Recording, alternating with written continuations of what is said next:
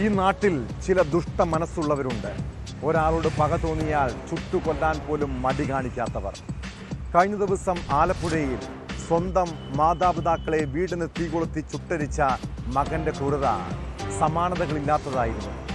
തൊട്ടു പിന്നാലെ കോട്ടയം പാലായിൽ ഭാര്യാമാതാവിനെ തീകൊളുത്തി കൊലപ്പെടുത്തിയ മരുമകനെ കുറിച്ചും കേൾക്കാൻ കഴിഞ്ഞു. അയാളുടെ ക്രൂരതയ്ക്ക് കാലം കണക്ക് ചോദിക്കേണ്ടി വന്നില്ല. സ്വന്തം ശരീരത്തിലേക്ക് തീ പടർന്ന് മരുമകനും ബന്ധില്ലാതായി. ഈ കേസിനൊപ്പം കോഴിക്കോട് മുക്കത്ത് പീഡനശ്രമത്തിനിടെ യുവതിക്ക് കെട്ടിടത്തിൽ നിന്നും ചാടി പരിക്കേറ്റ വാർത്ത കൂടിയുണ്ട്. പോലീസ് ഒളിവിലെന്ന് പറഞ്ഞ ഹോട്ടലുടമ എങ്ങനെയാണ് അറസ്റ്റിലായത്? വിശദമായി പരിശോധിക്കുകയാണ് പോലീസ് പട്രോൾ. സ്വാഗതം.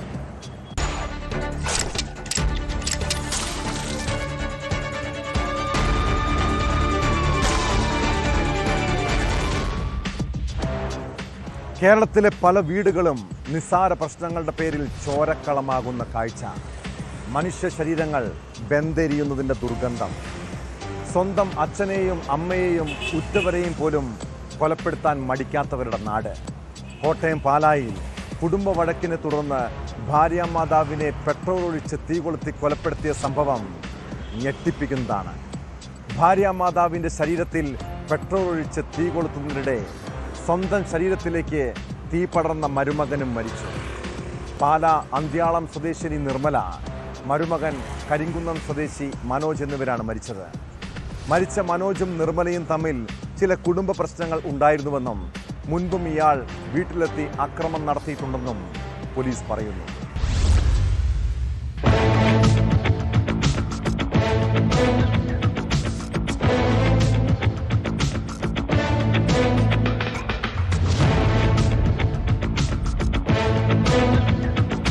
ചൊവ്വാഴ്ച രാത്രി 7:30-ക്കാണ് നാടിനെ നടുക്കിയ സംഭവം. അന്ത്യാളം പരവൻപറമ്പിൽ സോമന്റെ ഭാര്യ നിർമ്മലയാണ് മരുമകൻ കരിങ്കുന്നം സ്വദേശി മനോജ് പെട്രോൾ ഒഴിച്ച് തീ കൊളുത്തിയത്. കരിങ്കുന്നത്തെ വീട്ടിൽ നിന്ന് 6 വയസ്സുകാരൻ മകനുമായി അന്ത്യാളത്തെ ഭാര്യ വീട്ടിലെത്തിയാണ് മനോജ് അതിക്രമം നടത്തിയത്.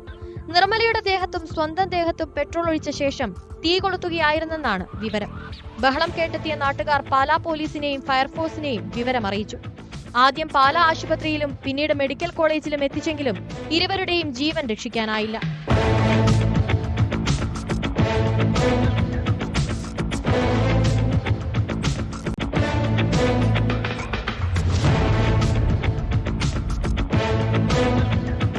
സംഭവ സമയം നിർമ്മലയുടെ ഭർത്താവ് സോമൻ പുറത്തു പോയിരുന്നു. നിർമ്മലയെ കൂടാതെ വല്യമ്മയാണ് ഈ സമയം വീട്ടിലുണ്ടായിരുന്നത്. പെട്രോളുമായാണ് മനോജ് ഇവിടെ എത്തിയത്. മനോജിനെതിരെ ഭാര്യ വീട്ടുകാർ മുൻപ് പോലീസിൽ പരാതി നൽകിയിരുന്നു. കുടുംബവഴക്ക് സംബന്ധിച്ചായിരുന്നു പരാതി. മനോജിന്റെ ഭാര്യ ജോലിക്ക് പോകുന്നത് സംബന്ധിച്ച് തർക്കവും വഴക്കുമുണ്ടായിരുന്നതായി ബന്ധുക്കൾ പറയുന്നു.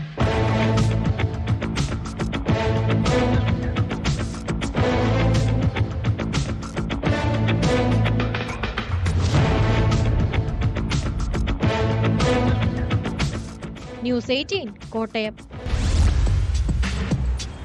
കോഴിക്കോട് മുക്കത്ത് പീഡനശ്രമത്തിനിടെ കെട്ടിടത്തിൽ നിന്നും ചാടിയ ഹോട്ടൽ ജീവനക്കാരിയായ യുവതിയുടെ നിലവിളി ചെവികളിൽ മുഴങ്ങുന്നു.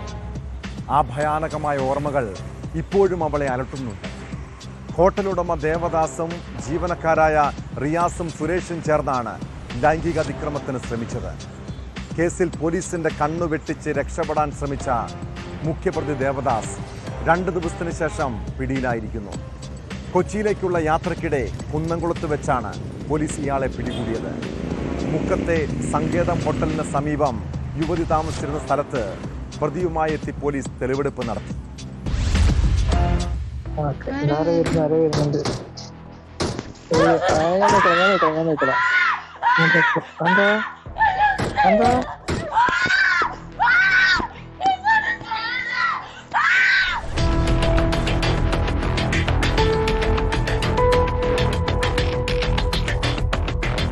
എറണാകുളത്തേക്കുള്ള യാത്രക്കിടെ തൃശൂർ കുന്നുകുളത്ത് വെച്ച് ബസ്സിൽ നിന്നാണ് ദേവദാസിനെ പോലീസ് കസ്റ്റഡിയിലെടുത്തത്.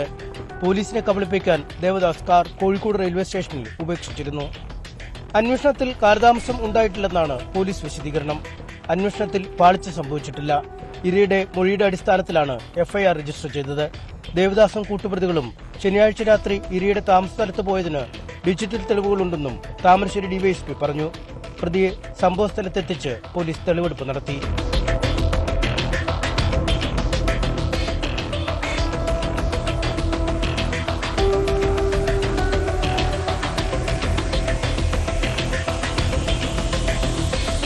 ഈ സ്ത്രീയുടെ മൊഴി അനുസരിച്ചാണ് നമ്മൾ കേസെടുത്തിരിക്കുന്നത്. കേസ് രജിസ്റ്റർ ചെയ്യുന്ന സമയം ഈ സ്ത്രീയുടെ തൊഴിൽ ചെയ്യുന്ന സ്ഥാനത്തിന്റെ ഉടമ തന്നെക്കെതിരെയാണ് ഈ പരാതി വന്നിരുന്നത്. ആ സമയത്ത് അതിന്റെ നിജസ്ഥിതി പെട്ടെന്ന് അറിയാനുള്ള ഒരു വേറെ എന്തെങ്കിലും ഇഷ്യൂ ഉണ്ടോ എന്നുള്ളതൊന്ന് വെരിഫൈ ചെയ്യേണ്ടതുണ്ടായിരുന്നു. പിന്നീട് നമ്മൾ ആ സ്ത്രീയുടെ കറക്റ്റ് മൊഴിയെടുത്തു. അതിൽ എഫ്ഐആർ അതനുസരിച്ച് തന്നെ രജിസ്റ്റർ ചെയ്തു. ഇന്നലെ പ്രതിയെ നമ്മൾ അറസ്റ്റ് ചെയ്തു.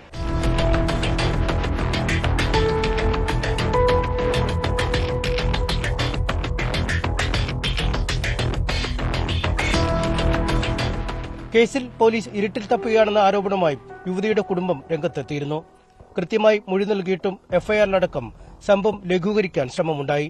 കുട്ടി അതിനകത്ത് പറഞ്ഞിട്ടുള്ളത് പീഡിപ്പിക്കാൻ ശ്രമിച്ചപ്പോൾ പ്രാണരക്ഷാർത്ഥം ഇതിന്റെ മുകളിൽ നിന്ന് താഴോട്ട് ചാടിയെന്നാണ്.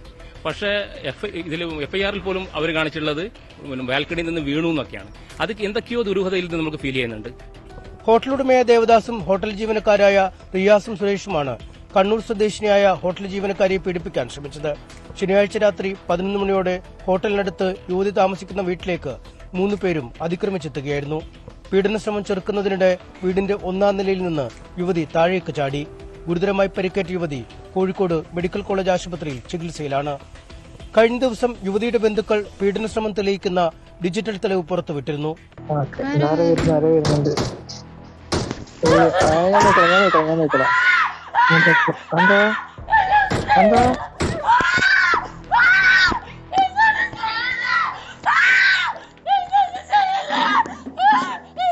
ഞാൻ അങ്കിളാണ്, പേടിക്കണ്ട.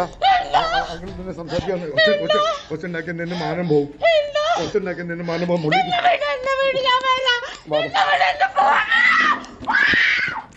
പ്രതിയുമായി തെളിവെടുപ്പ് നടത്തുന്നതിനിടെ BJP പ്രവർത്തകർ തെളിവെടുപ്പ് സ്ഥലത്തേക്ക് തള്ളിക്കയറാൻ ശ്രമം നടത്തി. CPM-മായി പ്രതിക്കുള്ള ബന്ധമാണ് നടപടിക്രമങ്ങൾ വൈകാൻ കാരണമെന്ന് BJP ആരോപിച്ചു. CPM-കാരനാണ് പ്രതി എന്നുള്ളതൊന്ന്. രണ്ടാമത് CPM-ന് വളരെ വലിയ രീതിയിൽ ഫണ്ട് കൊടുത്ത് സഹായിക്കുന്ന വ്യക്തിയാണ്. ഈ കാരണങ്ങൾ കൊണ്ട് തന്നെ പ്രതി CPM-ന് വേണ്ടപ്പെട്ട ആളാണ്. ഉദ്ഘാടന സമയം എന്ന് പറയുന്നത് ഞാൻ മനസ്സിലാക്കുന്നത് CPM-ന്റെ ഒരു സമ്മേളനം പോലെയായിരുന്നു ഉദ്ഘാടനം. കേസിലെ മറ്റ് 2 പ്രതികൾക്കായി അന്വേഷണം പുരോഗമിക്കുകയാണെന്ന് പോലീസ് അറിയിച്ചു. ഉടൻ തന്നെ ഇരുവരെയും പിടികൂടാനാകുമെന്നാണ് പ്രതീക്ഷ.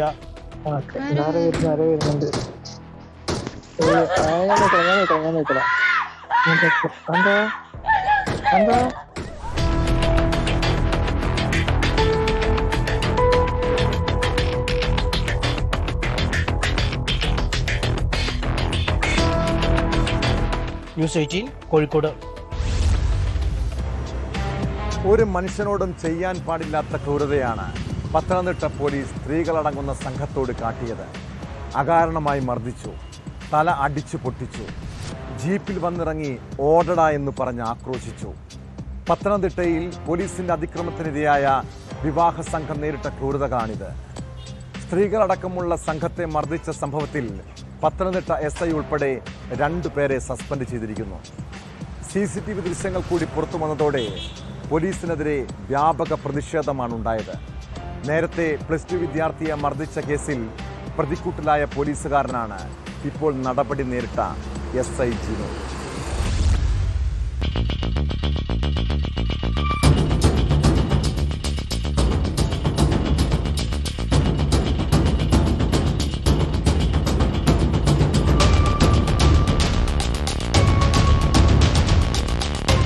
ജീപ്പിൽ നിന്നിറങ്ങിയ പാടെ കണ്ണിൽ കണ്ടവരെയെല്ലാം SI JU ജിനുവും സംഘവും പൊതിരെ തല്ലി. CCTV ദൃശ്യങ്ങൾ കൂടി പുറത്തു വന്നതോടെ പോലീസിന് ന്യായീകരണം ഇല്ലാതായി. ചൊവ്വാഴ്ച രാത്രി 11 മണിയോടെ പത്തനംതിട്ട അബാൻ ജംഗ്ഷനിലായിരുന്നു പോലീസിന്റെ അഴിഞ്ഞാട്ടം. വിവാഹ സൽക്കാരം കഴിഞ്ഞു മടങ്ങി വരികയായിരുന്നു കോട്ടയം സ്വദേശികളായ 20-അംഗ സംഘം. വിശ്രമത്തിനായി ടെമ്പോ ട്രാവലർ വഴിയരികിൽ നിർത്തി. ഇതിൽ ചിലർ പുറത്തിറങ്ങി നിൽക്കുമ്പോഴാണ് സ്ഥലത്തെത്തിയ SIയും സംഘവും ലാത്തിചാർജ് നടത്തിയത്. മറുവീട് കാണാൻ പോയതാ, അടൂര്, കൊല്ലം. പോയിട്ട് വന്നപ്പം എന്റെ വീട് തോന്നിയില്ല, അല്ല അതുമുങ്ങളം. അപ്പൊ ചേട്ടായി വരാനായിട്ട് താമസം, അവരെന്നെ ഇറക്കി വിട്ടിട്ട് പോകാൻ വേണ്ടിയിട്ട് ഇവിടെ ചേട്ടായി വരാൻ താമസിച്ചത് കൊണ്ട് ഞങ്ങളവിടെ വണ്ടിയിട്ട് അവിടെ വെയിറ്റ് ചെയ്യുന്നു. അപ്പൊ ഈ പിള്ളേര് കൊച്ചിന് മോട്ടർ ഒഴിക്കണം എന്ന് പറഞ്ഞു. അവളാണ് അങ്ങോട്ട് പോയി. അവനവിടെ സൈഡിൽ ചേർന്ന് നിൽക്കുകയായിരുന്നു. ഇവർ വണ്ടിയിൽ നിന്ന് ഇറങ്ങി വന്ന് അന്നേരം അങ്ങ് അടിച്ചു. മുണ്ടക്കയം സ്വദേശി സിതാര, ഭർത്താവ് ശ്രീജിത്ത്, ബന്ധു ഷിജിൻ എന്നിവർക്ക് പരുക്കേറ്റു. വാഹനത്തിന് പുറത്തുനിന്ന മറ്റുള്ളവർക്കും അടികിട്ടി. പരുക്കേറ്റവർ സ്വന്തം വാഹനത്തിലാണ് ജനറൽ ആശുപത്രിയിൽ ചികിത്സ തേടിയത്. ഒരു പ്രകോപനം കേട്ട ഒരു വണ്ടി പോലീസ് ഇങ്ങോട്ട് വരുന്നു. വന്നു കഴിഞ്ഞപ്പോൾ അതിങ്ങനെ ലാത്തി എടുത്ത് അഴിക്കാൻ തുടങ്ങി. അപ്പൊ ഞങ്ങള് സംസാരിക്കുന്നുണ്ട്, എന്താണെന്ന് പോലും ഞങ്ങൾക്ക് സംസാരിക്കാൻ ടൈം കിട്ടുന്നില്ല. ബാറിനു മുന്നിൽ ചിലർ പ്രശ്നമുണ്ടാക്കുന്നെന്ന വിവരം ലഭിച്ചതായും അവരെ നേരിടാനാണ് പോലീസ് സംഘം എത്തിയതെന്നുമാണ് ഔദ്യോഗിക വിശദീകരണം. എന്നാൽ പ്രശ്നമുണ്ടാക്കിയത് ആരാണെന്ന് പോലും അന്വേഷിക്കാതെ പൊതിരെ തല്ലിയത് എന്തിനെന്ന ചോദ്യത്തിന് പോലീസിന് മറുപടിയില്ല. സംഭവം വിവാദമായതോടെ ആദ്യം SI ജിനുവിനെ SP ഓഫീസിലേക്ക് സ്ഥലം മാറ്റിയിരുന്നു. എന്നാൽ കടുത്ത നടപടിയെടുക്കാത്തത് വിവാദമായതോടെയാണ് SIയെയും CPOമാരായ ജോബിൻ, അഷ്ഫാഖ്, റഷീദ് എന്നിവരെയും സസ്പെൻഡ് ചെയ്തത്. DIG അജിത ബീഗത്തിന്റേതാണ് നടപടി. സംഭവം അന്വേഷിക്കാൻ ക്രൈംബ്രാഞ്ച് DYSPയെ ചുമതലപ്പെടുത്തി. നിരപരാധികളെ തല്ലിച്ചതച്ച സംഭവത്തിൽ പോലീസിനെതിരെ പ്രതിഷേധവുമായി വിവിധ രാഷ്ട്രീയ കക്ഷികൾ രംഗത്തെത്തിയിരുന്നു.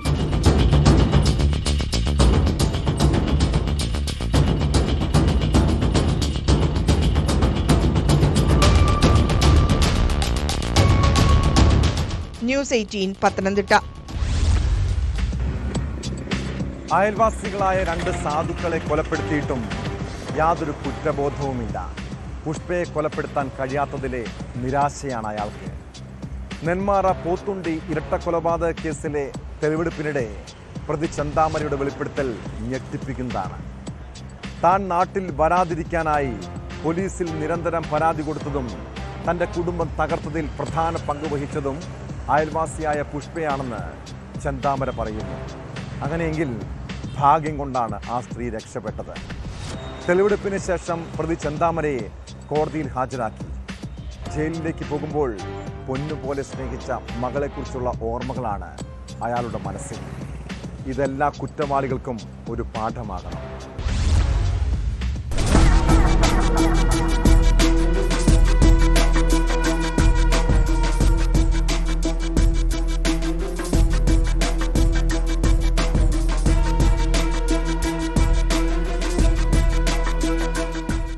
വർഷത്തെ ഇടവേളയിൽ ജീവനെടുത്തത് 3 പേരുടെ. എന്നിട്ടും കൊടും കുറ്റവാളി ചെന്താമരയ്ക്ക് ഒരു കുലുക്കവുമില്ല. കൊലപാതകത്തിന് ന്യായീകരണം നിരത്തുകയാണ് അയാൾ. കൊലപാതകത്തിൽ ഒരു കുറ്റബോധവുമില്ലെന്ന് ചെന്താമര മാധ്യമങ്ങളോട് പറഞ്ഞു. തന്റെ കുടുംബത്തോട് ചെയ്തത് അറിയില്ലേ എന്ന് ചെന്താമര ചോദിച്ചു. മകളെ വേണ്ട രീതിയിൽ പഠിപ്പിക്കാൻ കഴിഞ്ഞില്ല. വീടുണ്ടാക്കിയിട്ട് അതിൽ കയറി താമസിക്കാൻ പോലും പറ്റിയില്ലെന്നും ചെന്താമര പറയുന്നു. 2010 പഠിപ്പിക്കാൻ കഴിഞ്ഞില്ല.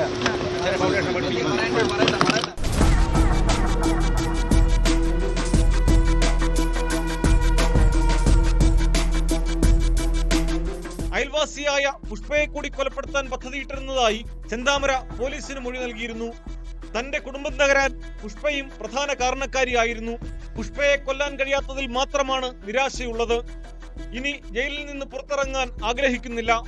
മകളോട് സ്നേഹമുണ്ടെന്നും വീട് മകൾക്ക് നൽകണമെന്നും ചെന്താമര അന്വേഷണ സംഘത്തോട് പറഞ്ഞു.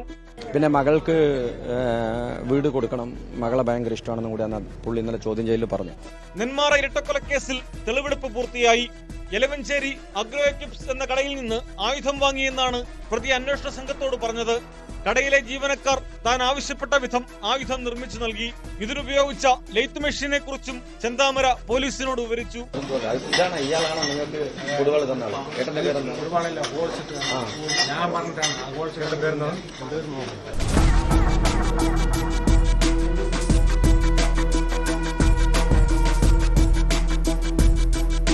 എന്നാൽ ആയുധം വാങ്ങിയത് തന്റെ കടയിൽ നിന്നല്ലെന്നും ചെന്താമരയെ അറിയില്ലെന്നുമായിരുന്നു കടയുടമ ചെന്താമരാക്ഷന്റെ പ്രതികരണം.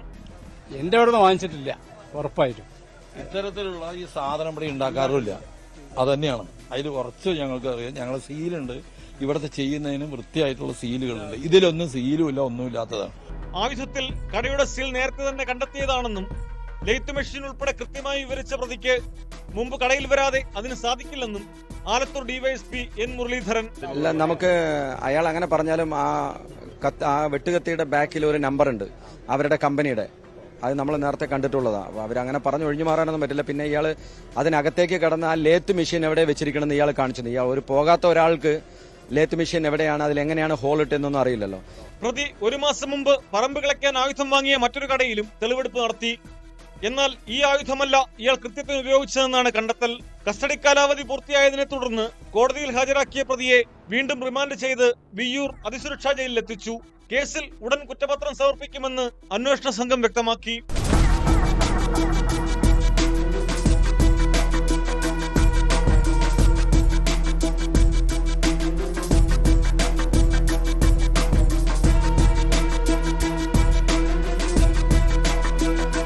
ന്യൂസ് 18 പാലക്കാട്.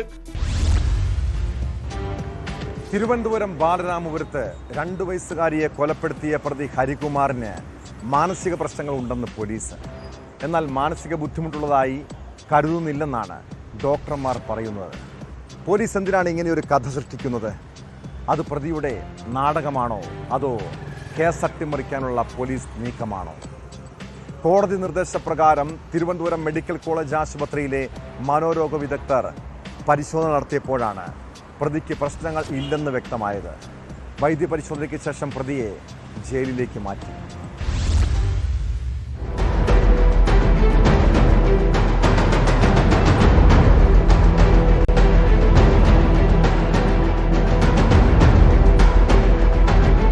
ഉറങ്ങിക്കിടന്ന 2.5 വയസ്സുകാരി ദേവേന്ദുവിനെ കിണറ്റിലെറിഞ്ഞു കൊലപ്പെടുത്തിയ കേസിൽ റിമാൻഡിലായിരുന്ന അമ്മാവൻ ഹരികുമാറിന് മാനസിക പ്രശ്നങ്ങളില്ലെന്നാണ് തിരുവനന്തപുരം മെഡിക്കൽ കോളേജ് ആശുപത്രിയിലെ മാനസികരോഗ വിഭാഗത്തിന്റെ വിലയിരുത്തൽ.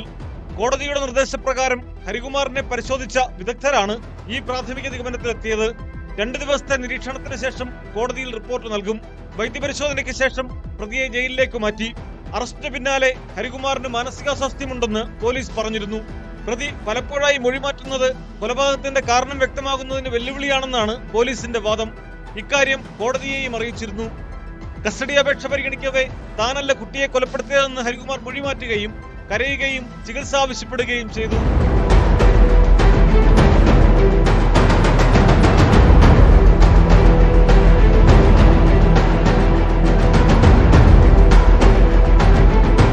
അതേസമയം ദേവസ്വം ബോർഡിൽ ജോലി വാഗ്ദാനം ചെയ്ത് സാമ്പത്തിക തട്ടിപ്പ് നടത്തിയ കേസിൽ ഹരികുമാറിന്റെ സഹോദരി ശ്രീധുവിനെ ഈ മാസം 8 വരെ പോലീസ് കസ്റ്റഡിയിൽ വിട്ടു. ദേവേന്ദുവിന്റെ മരണവുമായി ബന്ധപ്പെട്ട് നടത്തിയ അന്വേഷണത്തിലാണ് ശ്രീധുവിന്റെ സാമ്പത്തിക തട്ടിപ്പ് പുറത്തു വന്നത്. പ്രതിയുടെ കൂടുതൽ സാമ്പത്തിക ഇടപാടുകളും കുഞ്ഞിന്റെ മരണത്തിലെ ദുരൂഹതകളും പോലീസ് ചോദിച്ചു മനസ്സിലാക്കും. ഇവരുടെ ഇടപാടുകൾക്ക് കൂട്ടുനിന്നവരെയും ആവശ്യം വന്നാൽ ചോദ്യം ചെയ്യുമെന്ന് പോലീസ് വ്യക്തമാക്കി.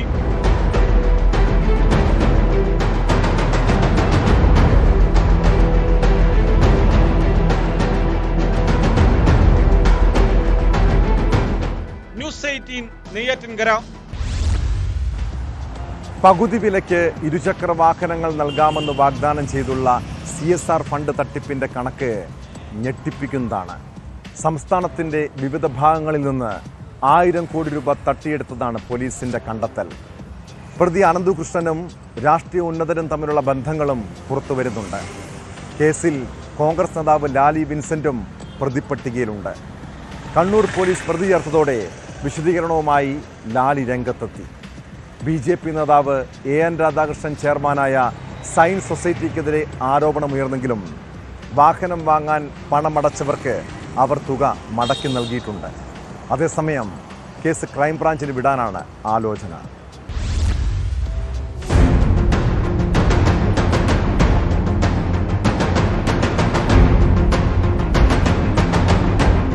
കണ്ണൂരിൽ ലഭിച്ച പരാതിയുടെ അടിസ്ഥാനത്തിലാണ് ലാലി വിൻസെന്റിനെതിരെ കേസെടുത്തത്. 2000-ഓളം പരാതികളാണ് കണ്ണൂരിൽ മാത്രം ലഭിച്ചതെന്നാണ് പോലീസ് പറയുന്നത്. കേസിൽ 7ാം പ്രതിയാണ് ലാലി വിൻസെന്റ്. അനന്തകൃഷ്ണന്റെ ലീഗൽ അഡ്വൈസറാണ് താനെന്നും അനന്തകൃഷ്ണൻ തട്ടിപ്പ് നടത്തിയെന്ന് വിശ്വസിക്കുന്നില്ലെന്നും ലാലി വിൻസെന്റ് പറഞ്ഞു. ഞാൻ അനന്തകൃഷ്ണന്റെ വക്കീലായിട്ട് 2-3 കേസുകൾ നടത്തിയിട്ടുണ്ട്. ഈ കേസ് നടത്താൻ എന്നെ അനന്തകൃഷ്ണനെ ഏൽപ്പിച്ചിട്ടുണ്ട്. അനന്തകൃഷ്ണൻ പ്രൊപ്പറേറ്ററായ PSI എന്ന് പറയുന്ന ആ സ്ഥാപനത്തിൻ്റെ വക്കീലായിട്ടാണ് ഞാൻ കേസുകൾ എടുക്കുന്നത്. ഞാൻ വേറെ ഒന്നിൻ്റെയും വക്കീലുമല്ല. പിന്നെ അനന്തകൃഷ്ണനെ ആ രീതിയിൽ അനന്തകൃഷ്ണൻ്റെ കേസുകൾ ഞാൻ നടത്താൻ ഉപദേശിച്ചാൽ അതെങ്ങനെയാണ് പ്രതിയാകുന്നതിന് കാരണമാകുന്നത് എന്ന് എനിക്ക് അറിഞ്ഞുകൂടാ.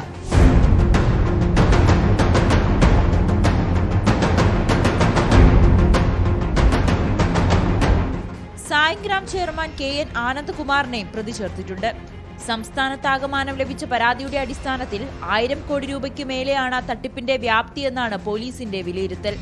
അനന്തുകൃഷ്ണന്റെ ബാങ്ക് അക്കൗണ്ടുകൾ മരവിപ്പിച്ചതായി Aluva rural SP Vaibhav Saxena. Main പ്രതി അനന്തുകൃഷ്ണൻ ഈ SHO മൂവാറ്റുപുഴ ബേസിൽ തോമസിന്റെ കീഴിൽ ഓൾറെഡി അറസ്റ്റ് ചെയ്തിട്ട് റിമാൻഡായിരുന്നു. ബാക്കിയെല്ലാം നടപടി ഉടൻ തന്നെ നടത്തുന്നുണ്ട്. ബാങ്ക് അക്കൗണ്ട്സ് ഫ്രീസ് ആയിരുന്നു. ബാക്കിയെല്ലാം നടപടി ഉടൻ തന്നെ നടത്തുന്നുണ്ട്.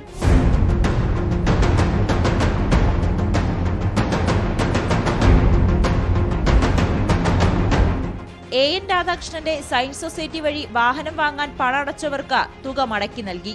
ചെക്കായാണ് പണം നൽകിയത്. 7 ദിവസത്തിനകം തുക ലഭിക്കും. നിലവിൽ ആളുകൾക്ക് ആശങ്കയില്ലാത്ത രീതിയിൽ നമ്മളുമായിട്ട് ബന്ധപ്പെട്ട് ബാലൻസ് ഉള്ള ആളുകൾക്ക് ചെക്ക് കൊടുക്കാനാണ് നിർദ്ദേശം തന്നിരിക്കുന്നത്. അത് നമ്മൾ ചെയ്തുകൊണ്ടിരിക്കുകയാണ്. ഒരാൾക്ക് പോലും വിഷമമോ സങ്കടമോ ഉണ്ടാവാത്ത രീതിയിൽ കെയർ ചെയ്ത് അവർക്ക് ചെക്ക് കൊടുത്ത് അവരെ ഹാപ്പിയായിട്ട് തന്നെ വിടും. കണ്ണൂരിന് പുറമെ കോഴിക്കോടും വയനാടും കായംകുളത്തും പുതിയ പരാതികൾ രജിസ്റ്റർ ചെയ്തിട്ടുണ്ട്. ലാലി വിൻസെന്റിന്റെയും AN രാധാകൃഷ്ണന്റെയും പേരുകൾ കൂടി പുറത്തുവരുന്നതോടെ BJPയും കോൺഗ്രസും പ്രതിരോധത്തിലാകുകയാണ്.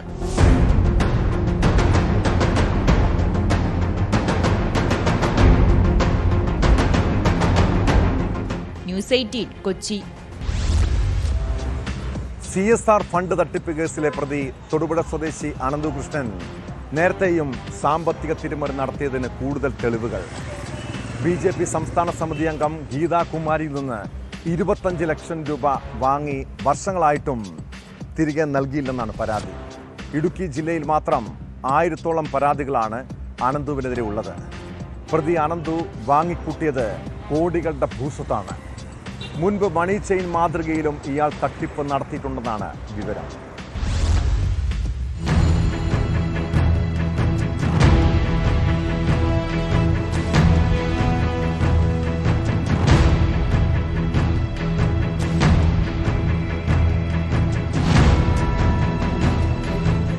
CSR ഫണ്ട് തട്ടിപ്പിൽ പ്രതിയായ തൊടുപുഴ സ്വദേശി അനന്തുകൃഷ്ണനെതിരെ ഇടുക്കിയിൽ നിന്ന് പുറത്തുവരുന്നത് ഞെട്ടിക്കുന്ന വിവരങ്ങളാണ്. ഇടുക്കിയിൽ രജിസ്റ്റർ ചെയ്ത 3 കേസുകളിലായി 9.5 കോടിയുടെ തട്ടിപ്പാണ് ഇയാൾ നടത്തിയിരിക്കുന്നത്. കരിമണ്ണൂർ, തൊടുപുഴ, നെടുങ്കണ്ടം എന്നിവിടങ്ങളിൽ കേസ് രജിസ്റ്റർ ചെയ്തിട്ടുണ്ട്. ജില്ലയിലെ വിവിധ സ്റ്റേഷനുകളിൽ 100 കണക്കിന് പരാതികളാണ് ഇയാൾക്കെതിരെയുള്ളത്.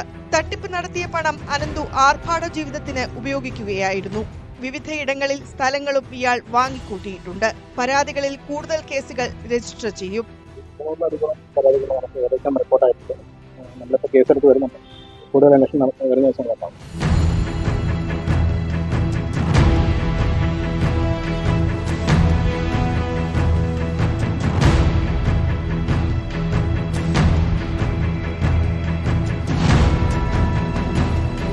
BJP നേതാവ് ഗീതാകുമാരിയിൽ നിന്ന് 2017 അനന്തു 25 ലക്ഷം തട്ടിയത്. BJP സംസ്ഥാന വൈസ് പ്രസിഡന്റ് പ്രമീള ദേവിയാണ് അനന്തുവിനെ പരിചയപ്പെടുത്തിയതെന്ന് ഗീതാകുമാരി പറഞ്ഞു. 25 ലക്ഷം രൂപയുടെ ചെക്കാണ് ഞാൻ കൊടുത്തിട്ടുള്ളത്. അതിന്റെ പേരിൽ കോടതിയിൽ കേസ് കിടപ്പുണ്ട്. തൊടുപുഴയ്ക്കടുത്ത് കോളപ്രയിൽ ഇയാൾ ഓഫീസ് തുറന്നിരുന്നു. ദിവസങ്ങളായി ഈ ഓഫീസ് അടഞ്ഞുകിടക്കുകയാണ്. ഓഫീസിന് സമീപമുള്ള പലരും ഇയാളുടെ തട്ടിപ്പിന് ഇരയായി. 2 വർഷമായി കാണുന്നതാണ് എന്റെ തോന്നലിരിക്കുന്നത്. ആള് മിക്കവാറും സ്പീഡിൽ ഓഫീസ് അന്വേഷിച്ച് വന്ന് ഞങ്ങളുടെ യൂട്യൂബ് കയറി വരുന്നുണ്ട്. ഇപ്പൊ ഒരു കുറെ നാളായിട്ട് ആൾക്കാർ വിളിച്ച് ഇങ്ങനെ പലയിടത്തു നിന്നും എന്നെയൊക്കെ വിളിച്ച് ചോദിക്കാറുണ്ട്, ഇങ്ങനെ ഇത് 1 മാസം മുമ്പ് ഇങ്ങനെ ഒരു തട്ടിപ്പൊന്നും ഇതേക്കുറിച്ച് കേട്ടായിരുന്നല്ലോ. അപ്പൊ അന്ന് തൊട്ട് ആൾക്കാരിങ്ങനെ നിരന്തരം തൊട്ട് താഴെ അവര് ഇങ്ങനെ അടിച്ചു നോക്കുമ്പോൾ ഞങ്ങളുടെ ബോർഡ് കാണാറുണ്ട് കടയുടെ. വിളിച്ച് ചോദിക്കും. അപ്പൊ ഞാൻ പറഞ്ഞു പലർക്കും ഇങ്ങനെ കൊടുക്കണുണ്ട്, കാലതാമസമാണേലും കിട്ടുമായിരിക്കും എന്നല്ലേ നമുക്ക് പറയാൻ പറ്റുള്ളൂ. അങ്ങനെ പറഞ്ഞുകൊണ്ടിരുന്നു. ഇപ്പൊ വന്നപ്പോ ഇതൊരു വൻ തട്ടിപ്പില് പെട്ട് ഞങ്ങളും ഇരിക്കുകയാണ്.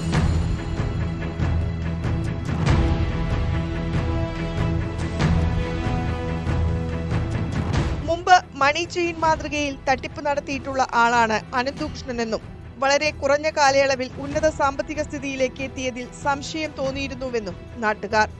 എല്ലാവരും പരാതി എങ്ങനെയാ വരുന്നെന്നോ, ചിലർ പരാതി കൊടുക്കാതിരിക്കും, എന്തെങ്കിലും ആട്ടെ എന്നോർത്ത് കൊടുക്കാതിരിക്കുന്ന ആൾക്കാർ കൂടുതലും ആയിരിക്കും. ഈ കൊടുത്ത് പരാതി ചെല്ലുമ്പോഴല്ലേ ഓരോരുത്തർ വീണ്ടും പരാതി കേട്ട് വരുള്ളൂ. ആരെങ്കിലും ഒരാൾ മുമ്പിട്ട് വന്നാലേ ബാക്കിയുള്ള എത്തുള്ളൂ. അങ്ങനെ ആയിരിക്കും ഇത് ഇനിയും വരാൻ കാണും. പരാതികൾ ഇഷ്ടം പോലെ കാണുമായിരിക്കും, ആരും മിണ്ടാത്തതായിരിക്കും. 700 കോടിയിലധികം രൂപയുടെ തട്ടിപ്പ് അനന്തു നടത്തിയിട്ടുണ്ടെന്നാണ് പ്രാഥമിക കണ്ടെത്തൽ.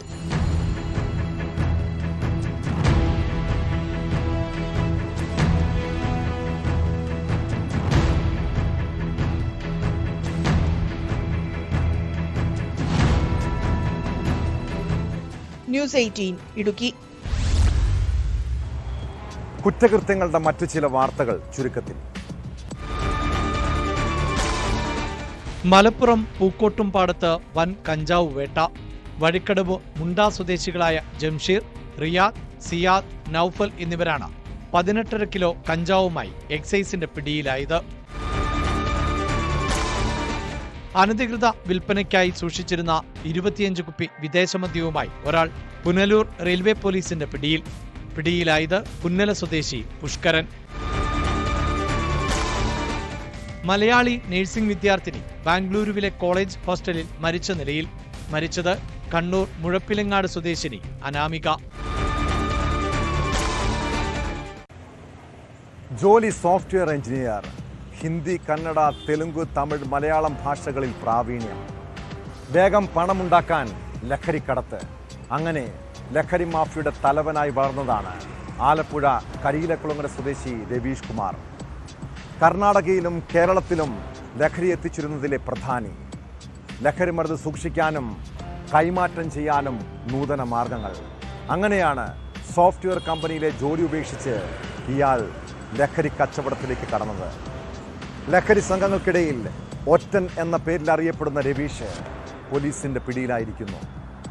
മാന്യമായി തൊഴിലെടുത്ത് ജീവിക്കേണ്ട നിരവധി ചെറുപ്പക്കാരാണ് ഇതുപോലെ ലഹരി കച്ചവടത്തിലേക്ക് കടന്ന് ജീവിതം നശിപ്പിക്കുന്നത്. ഒടുവിൽ പിടിയിലാകുമ്പോൾ ശിഷ്ടകാലം ജയിൽവാസവും. ഇതോടെ ഇന്നത്തെ പോലീസ് പട്രോൾ പൂർണ്ണമാകുന്നു. നമസ്കാരം.